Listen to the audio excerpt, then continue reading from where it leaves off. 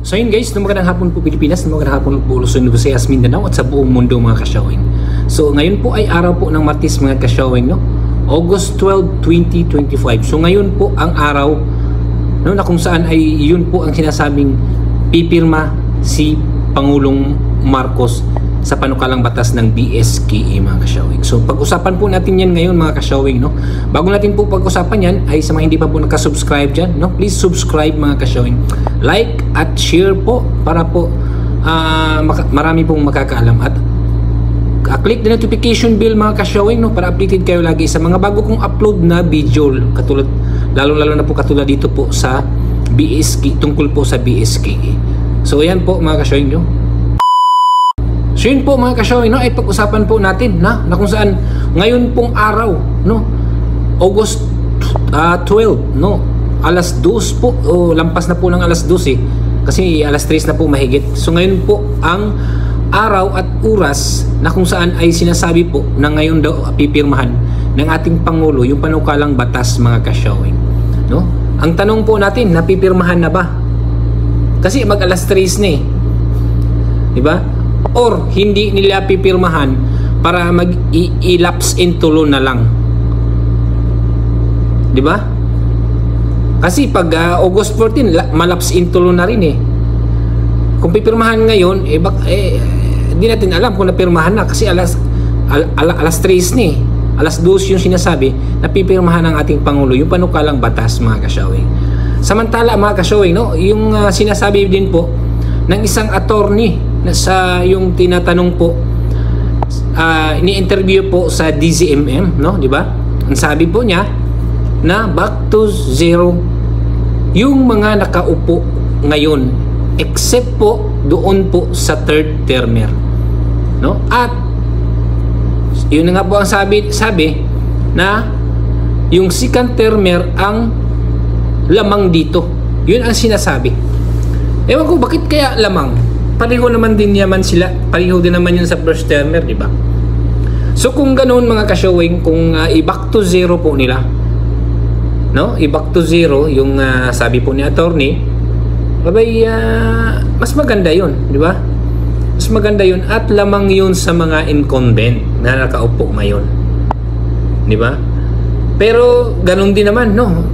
Kahit ma-extend pa ng ma-extend yan, darating din ang eleksyon, no? Hindi naman yan habang buhay, no, yung mga nakaupo na mag-stay dyan sa kanilang posisyon, no? Makasuy, no, darating din talaga yung barangay eleksyon, kaya hindi po sila talaga na naka-stay dyan sa kanilang posisyon, no? Mapapalitan din sa ngayon lang kasi po bagong batas kung pipirmahan ng ating Pangulo.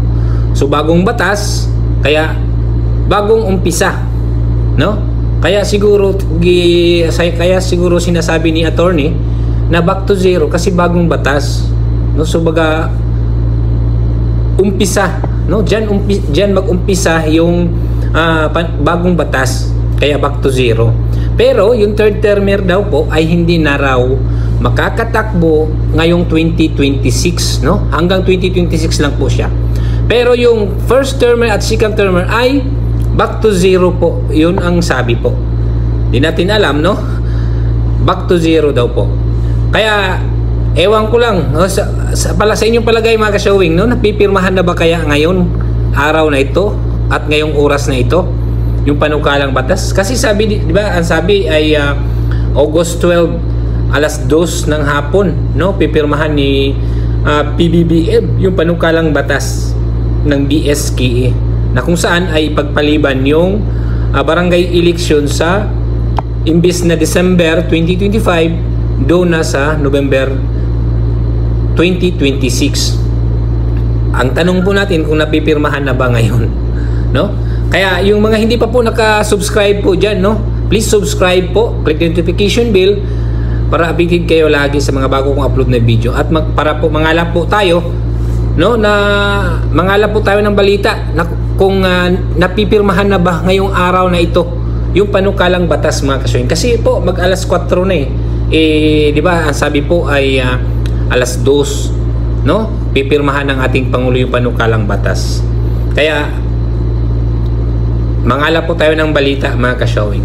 So sa mga ano po, yun, no, yung hindi po masyadong malinaw, panoorin nyo lang po yung video kung nasundan dito, no, na kung saan yung mga hindi po nakakakita, kung naguguluhan po kayo kung bakit back to zero, no, nandyan po pinaliwanag po ni attorney, no, yung pagpapaliwanag po niya kung bakit back to zero, no. Panoorin nyo lang yung video po, yung in-upload ko kanina, no, panoorin nyo lang po para po maintindihan nyo kung bakit ganun, no, di ba? So yun lang po, mga ka-showing, no, sa mga hindi pa po nakasubscribe dyan, no, please subscribe.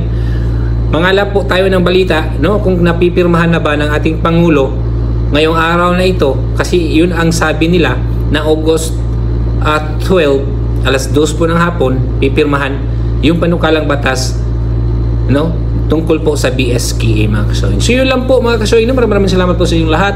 Maraming salamat po sa inyong walang sawang pagsuporta po sa ating channel. Sana hindi pa kayong magsawa, no, manood po dito sa ating channel, mga ka-showing, no? At maraming salamat po sa inyong suporta sa atin, mga ka-showing. Yan. So yan po, mga ka-showing, no? Maraming salamat po. Thank you for watching.